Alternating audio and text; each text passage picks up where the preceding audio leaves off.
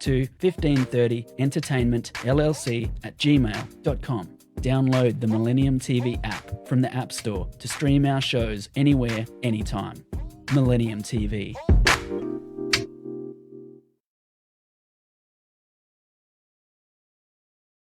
Dear viewers, ladies and gentlemen, whenever you are watching Millennium TV 24, hopefully you're having a good time enjoying the gift of life. This is Ash from the beautiful New York City in a new episode of Every Day is a News Day. In today's news, we'll figure out what's happening with Trump. Yes, you heard me right. The ex-US President Trump is always a source of something special. And we'll get to that later. Also, we're going to talk about a new challenge on TikTok. Then I'll show you a new TV show on Netflix called Squid Game. This show is going crazy with all people's reaction. Moving forward, Bitcoin, cryptocurrency, what's the deal and what's happening now? Then a photo in Palestine showing the reality of life over there. From Palestine to Africa, a new story coming from the motherland. Finally, Messi and Cristiano Ronaldo, the two famous soccer players, have special stories outside of the field. Welcome to Every Day is a News Day. In my first news, the ex-US President Trump has and will always be one of the craziest person that the world had to deal with. Seeing and reading his posts in Twitter, Facebook and all social media platforms was a part of our lives for more than 4 years. However, after what happened in the Capitol, or what was famous with the January 6th United States Capitol attack, Twitter, Facebook and YouTube deleted Trump's account because they said that his tweets and statements on the social media invited people to attack the Capitol in that day.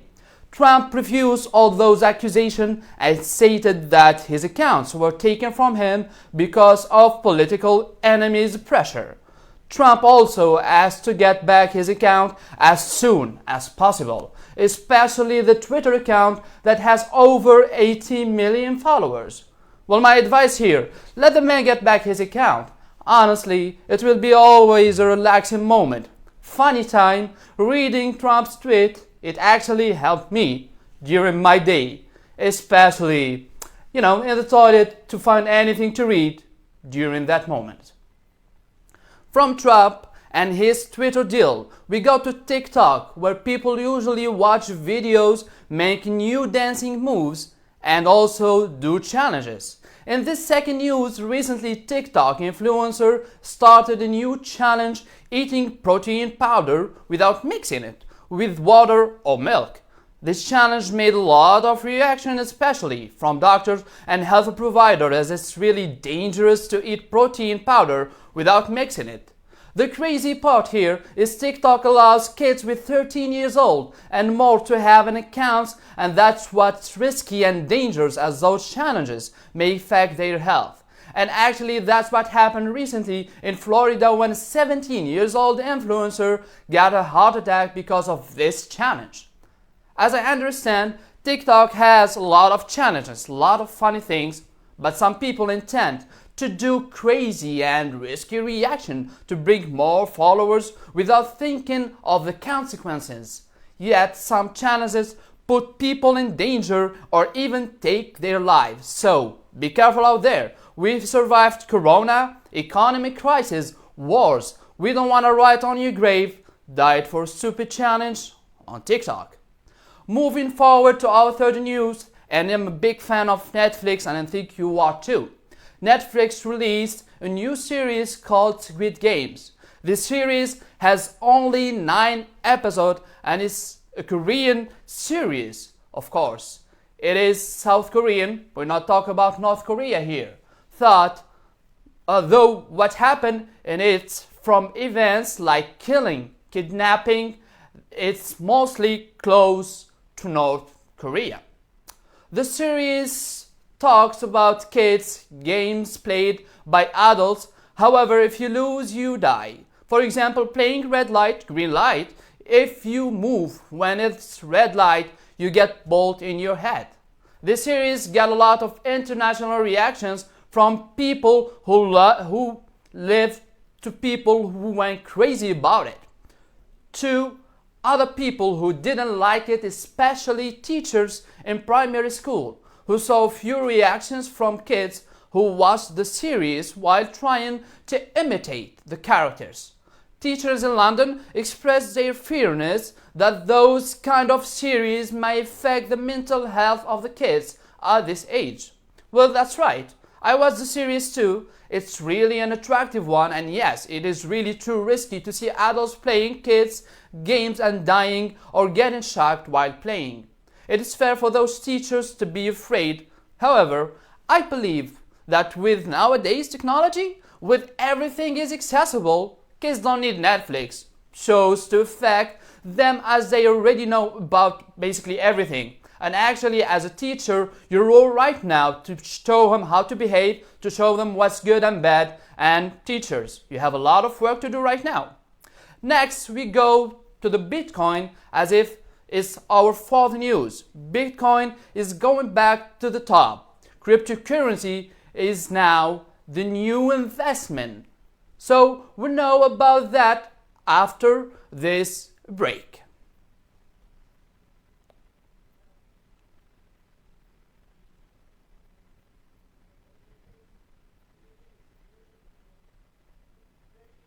Millennium TV, bridging communities worldwide. We broadcast diverse international content from Europe, Asia, Africa, and now right here in the USA.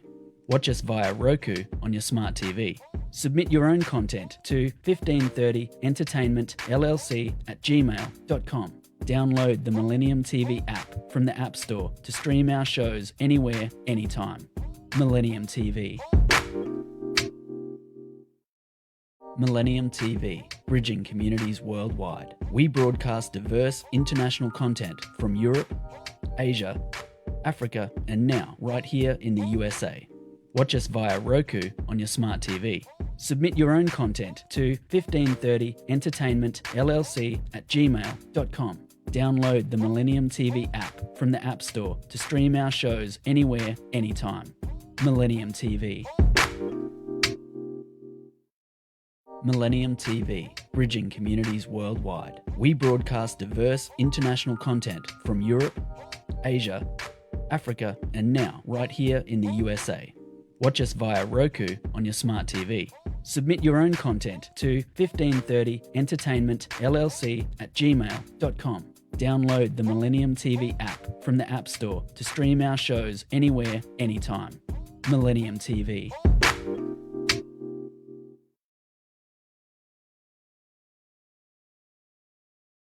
And we're gonna talk right now on the news regarding Bitcoin. As Bitcoin is going back to the top, a lot of investors getting richer every day. One of those investors decided to honor the anonymous Bitcoin investor. The creation of the monument to the digital currency legend was led by Andreas Gifoli, the editor of the Hungarian cryptocurrency news site. Other keys players in the Central European nation's digital currency space. The statue features a hoodie-clad figure constructed of bronze, but the face feature and special bronze aluminum composite so every visitor can see their own face while looking at Satoshi. The project organizers wrote the art was so the work of two Hungarian Guilty Rika and Thomas Guilty, who decided to make the reflective face to represent a concept that we are all Satoshi. That means if one day you visited this statue, you can see your own face in it as if you are a billionaire holding some Bitcoin. So all you need to do right now is to have Bitcoin. Easy, right? Who knows, you may be the next millionaire. Now we move into one photo on Facebook made the Middle Eastern talk about reality in Palestine. This photo looks like picture in gallery, while in fact it is a picture of Palestinians reality trying to have permission to work in Israel. This photo shows that people only care about finding a way to eat and provide their families with life basics. Nothing in here looks like a war to me. It's just a hard-working, innocent people trying to live because after all, no one likes to sleep hungry. Next move, we go to Africa where a Moroccan adventurer decided to leave school at the age of 20, took his bike, $80 and borrowed a camera and went for a 20,000 miles trip throughout the continent filming the reality of Mama Africa.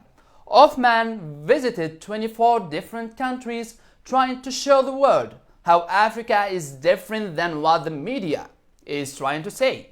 Othman stated that he was surprised by everything he saw, the beauty and the amazing views and he found on his way. In order to pay for his amazing adventure, Othman worked as a mechanic in Mali, a fisherman in Senegal, and a tourist guide and photographer in Zanzibar, and a shoe salesman in Ivory Coast. In his adventure, Othman faced difficult moments. He got the malaria for a week, got lost in the desert without enough water, but his passion and dream to make it to the final point of Africa helped him fighting and resisting all the hard moments. Othman called his documentary Africa and I, and his inspiring story about the beautiful motherland. And as I'm from Africa, exactly from a beautiful country called Tunisia, I advise you all, our viewers, to go and visit it as it's really a wonderful place. Surely you're gonna love it. We finished our today's news with two stories about the most two famous soccer players in the world. We're talking here about Messi and Cristiano Ronaldo. First, after his big move to the PSG, Messi survived a big and professional robbery in a hotel where he lives. The robbery happened in the fourth floor where four masked robbers get in from an open balcony and took few things from there. Messi and his family were lucky as his suit wasn't too close to the main scene of events, though it was at the same floor. On the other hand, and now we're talking about Cristiano Ronaldo, won his case after an accusation of abusing a teenager model in Las Vegas. Catherine said that in 2009 Cristiano abused her and gave her money to stay quiet. However, now she wants more money because she's suffering from depression after what happened to her. Though the case looked legitimate, but the model's lawyers used illegal documents to prove his point. For that reason, he lost his case. Well, this was the first part of Everyday is a News Day. We'll be here with our guest Eleanor to talk about her magazine and her experience as a journalist in New York. So don't go away, we're going only for a small break. See you in a minute. Millennium TV, bridging communities worldwide. We broadcast diverse international content from Europe, Asia, Africa, and now right here in the USA. Watch us via Roku on your smart TV. Submit your own content to 1530entertainmentllc@gmail.com. Download the Millennium TV app from the App Store to stream our shows anywhere, anytime. Millennium TV.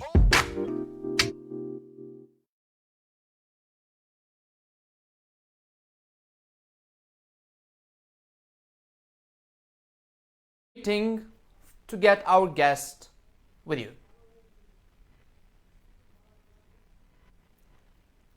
Eleanor, how are you? I'm good, thank you. Oh, we have an Eleanor here with us, and every day is a news day. I'm so glad to have you here. And the thing is, and the thing you may don't know that Eleanor was a colleague of mine in New York Film Academy. But before getting to that, Eleanor, we're gonna talk about your magazine. So let's talk about that. And as you said, it's a multimedia company about cannabis. Yeah, so we're based over in London, the UK. I'm the creative director, so I organize a lot of concepts for the shoots, next steps within the brand, outreach, and kind of like portrayal of the brand as well. At the moment, we've been working on a lot of like comparative models between what cannabis scene is in the UK over in New York, seeing as it's been recent legalization. People are a lot more open here. There's a lot more to discover in terms of story, people's cannabis network, and also the opportunities for people related to cannabis over here and the benefits. So we as a London brand have been tapping into that, connecting with and learning from to be able to document in the magazine and then present back to people over in the UK. Okay. And how was it like the experience of having that magazine here in New York? Like, did you find something similar to it? And in order to spread your magazine, your multimedia in New York City? So in terms of like similarity, we haven't found specifically a magazine that is completely similar to Rounders because we're quite authentic within our style, like the look, the people that we involve in the magazine. But we found a lot of people who are established business people who we'd like to connect with through over here in New York. So in London, you find smokers, dealers, but over here you will find people that have dispensaries. You'll find people that have shops, products, and it's a lot easier to connect with the cannabis scene over here as it's a lot more open and it's looked upon as something positive rather than negative, how it is in the UK. So coming over and having the magazine out here has opened up way more opportunities for the brand, for people, and for the community of cannabis rather than in London. Creating these magazines, this multimedia company, I'm gonna ask you a question here. Is it because the love of being a journalist of the love of cannabis? Neither. So actually, my better half published the magazine, and he had an encounter with the law last year where he was stopped for a very, very small amount of cannabis, and it motivated him to then try and paint it in a better light, and then change people's mindsets even in terms of how they view the drug in London and UK more widely. And that was kind of the motivation, and it turned into something quite beautiful and artistic from then on, as well as being something that we use as being activists almost for the plant. So it's become something in an art form and also something informative too. So that was where it started from. And as I saw the magazine, it has a lot of like new outfits, something out of normal, out of ordinary, as you know. So can you tell us a little bit about those outfits, Eleanor?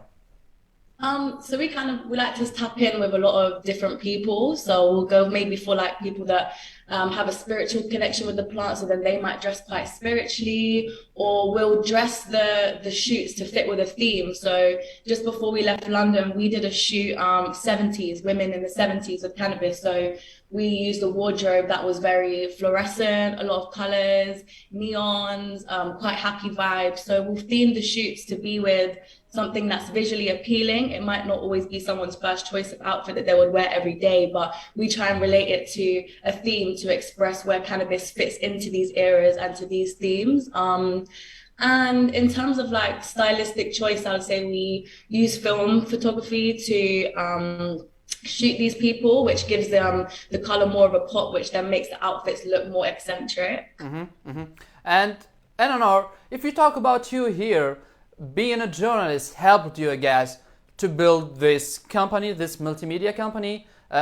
Though the topic is a little bit unique, especially I'll say in London maybe, but it makes maybe more easier for you being a journalist. Yeah, I guess so. I mean, it gives you the eye, certainly. You know, when you talk to people, you don't just see them for face value. You try and see what's beneath these people. What can you do with them?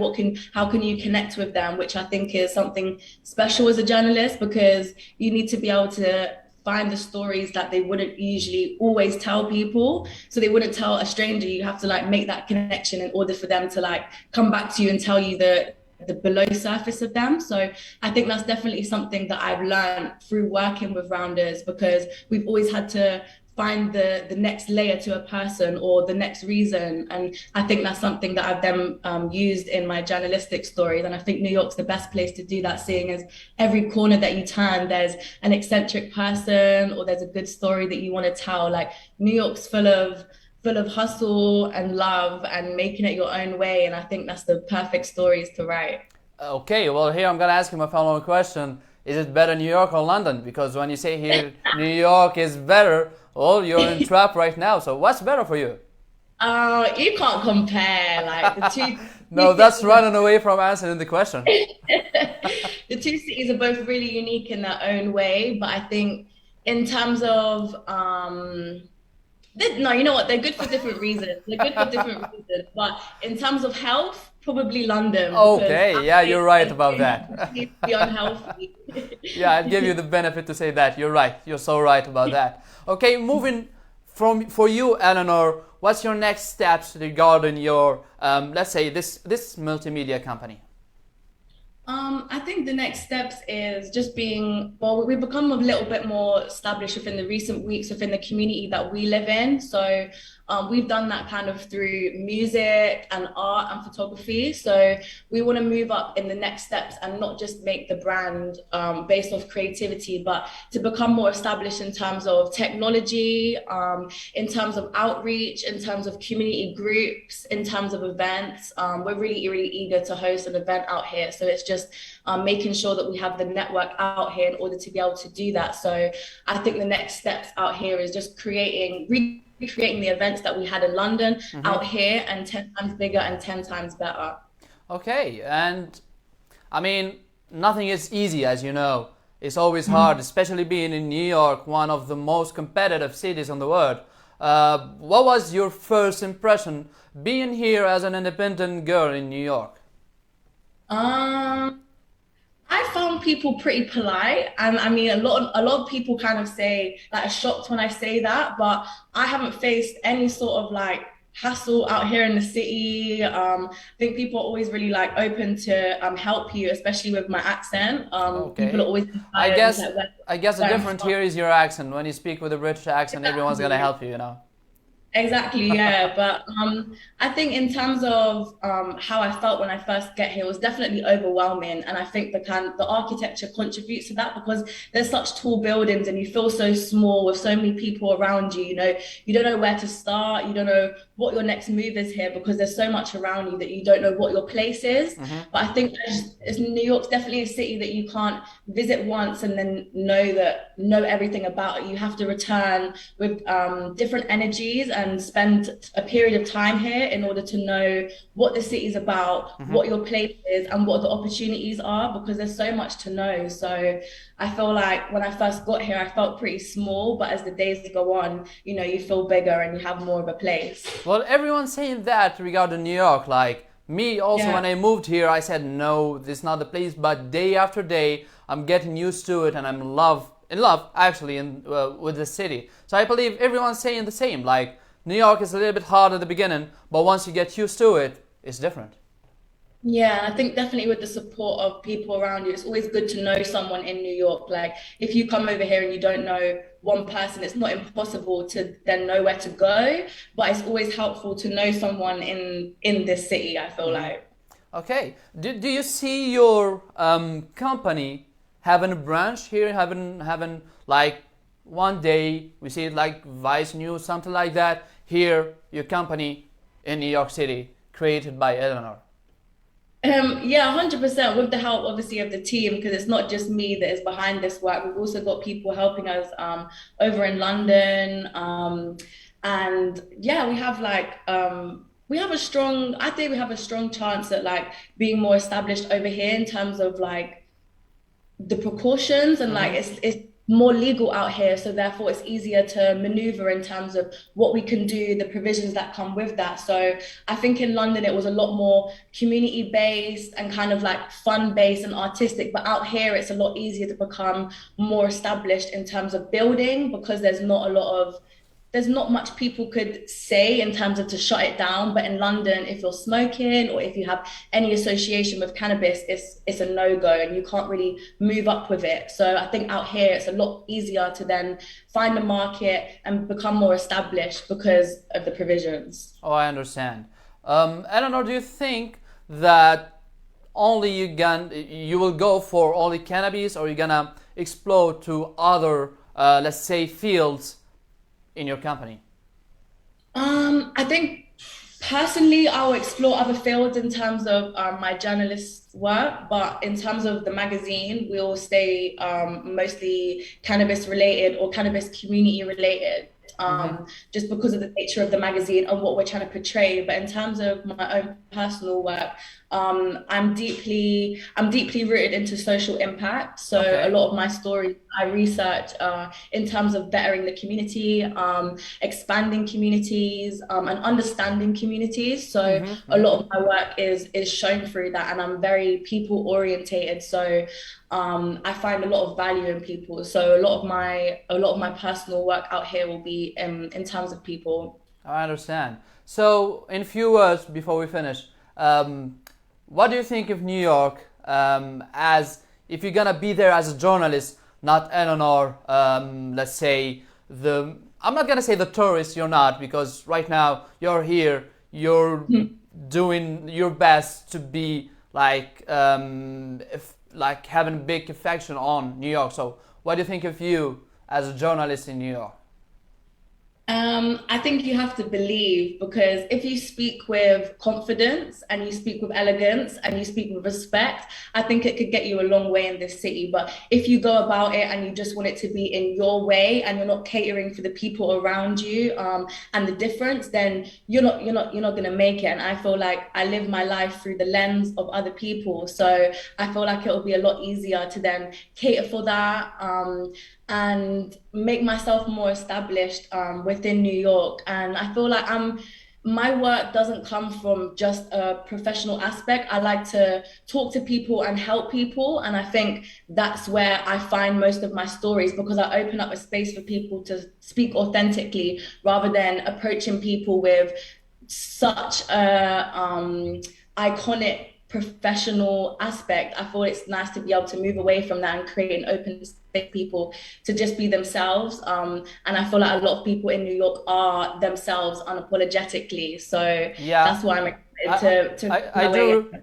I do remember that day when we get back from the ferry and you approached someone who was like dancing or I think he was selling water and he was doing Yeah, movies and you approached him and yeah. started talking to him about his everything like what's he doing and he turned out to be doing movies and something like that.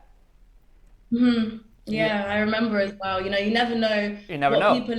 what's going on for them exactly unless you speak to them. Exactly, you're right, you're right. Well, Anna, that was great. I want to thank you so much for being my first Thanks guest for having in me. Every Day is a News Day. Thank you. Thank you. We'll see you hopefully soon.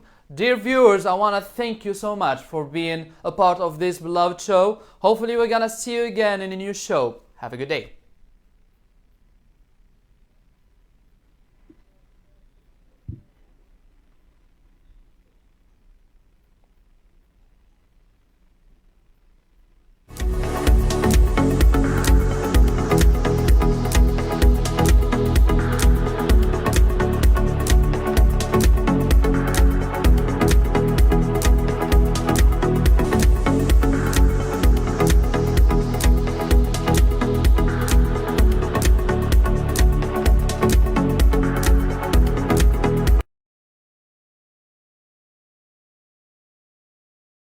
Future generation and individuals now are able to kind of do not only just get research based information but tapping into people around them to really get an understanding of what they need.